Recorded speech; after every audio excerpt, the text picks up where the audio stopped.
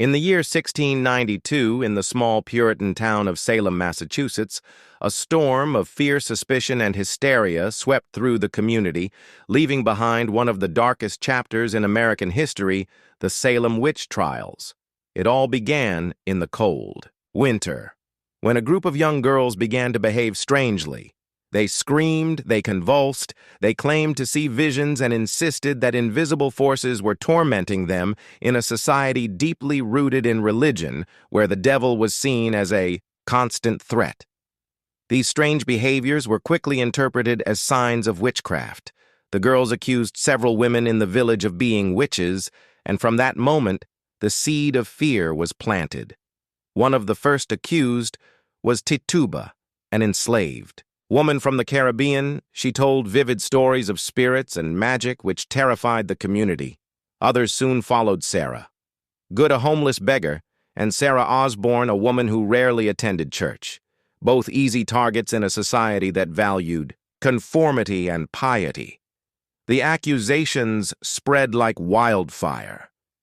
The townspeople whispered about neighbors, strange behaviors, old grudges resurfaced, and every misfortune. Whether it was a sick child, a failed crop, or a missing animal was blamed on witches. Fear tightened its grip on Salem. The Puritan belief system was strict. They saw the world as a battle between God and the devil, and anyone who behaved differently could easily be suspected of siding with darkness once the first accusations were made. The court system was established to try the so-called witches. The court of oyer and terminer was formed, and soon the trials began. But these were no ordinary trials. Evidence was weak and strange practices were allowed. The most notorious was spectral evidence. This meant that if someone claimed they saw the spirit or ghost of the accused tormenting them, it was accepted as proof of guilt. The problem was obvious. Anyone could claim to see a spirit, and there was no way to disprove it. Yet in the fever of hysteria, the judges accepted it as truth. Neighbors accused neighbors, children accused parents, and friends turned against each other. The fear of being accused themselves drove many to accuse others, hoping to protect their own lives. As the months passed, the trials grew more intense. Jails were filled with the accused, and the atmosphere of Salem became one of paranoia in total. Over 200 people were accused of practicing witchcraft. 19 innocent men and women were executed by hanging one man. Giles Corey refused to enter a plea of guilty or not guilty to protect his land from being taken. He was pressed to death with heavy stones, a slow and brutal punishment that shocked many even in that time. The hysteria continued to spread beyond Salem into surrounding towns. The community was gripped by a kind of collective madness, and the line between truth and imagination was erased. Children were believed without question. Women were silenced under pressure. Confessions were extracted under fear, and the court believed itself to be doing God's work.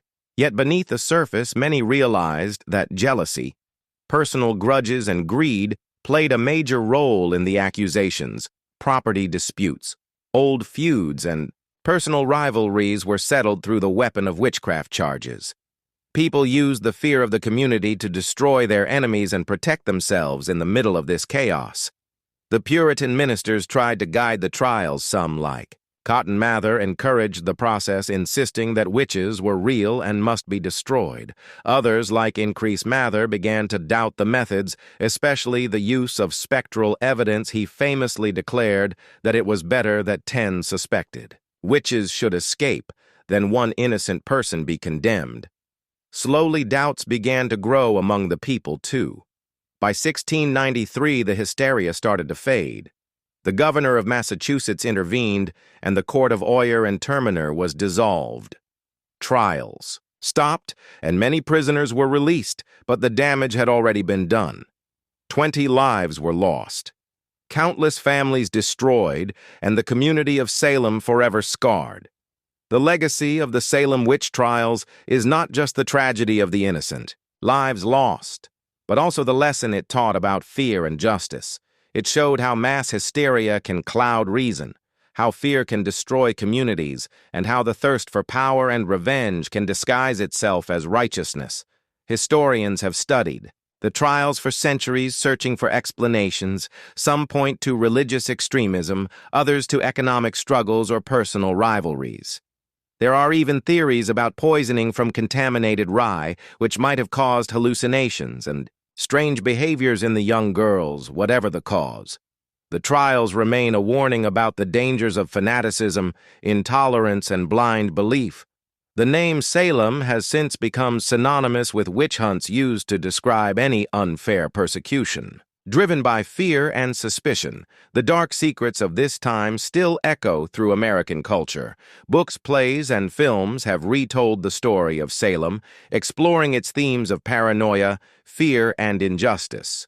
Arthur Miller's famous play, The Crucible, written in the 20th century, drew direct parallels between the witch trials and the Red Scare, when Americans accused one another of being communists, showing how history can repeat itself. The Salem witch trials lasted barely more than a year, but their impact has endured for centuries.